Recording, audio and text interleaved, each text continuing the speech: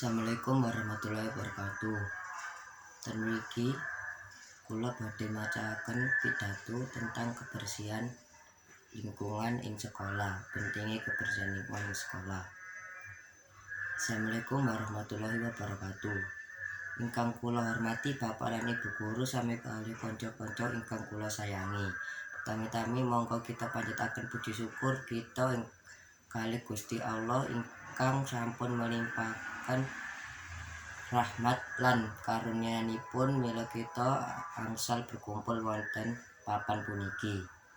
Wonten mriki kula ajeng bahas bab kebersihan lingkungan. Tentunipun wonten mriki kita ngertos peribahasa ingkang asring kita nggih puniki. Resik pangkal saras. Nanging sanes namung saras tamtunipun saking manfaat kebersihan ingkang wigatos lan asring disepeleaken malah dihiraukan utanipun wonten sekolah. Seleresipun jagi kebersihan puniki gampil, nanging tiang-tiang kota ingkang boten sadar lan damel bab awon.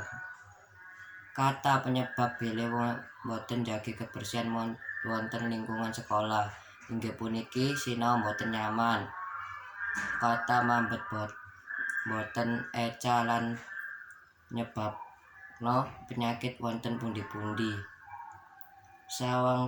Sawangsulipun bilih kita njagi lingkungan sekolah tetep terus mila sinau dados nyaman, mambet lingkungan dados harum, isis lan terbebas saking penyakit lan boten ganggu wucalan.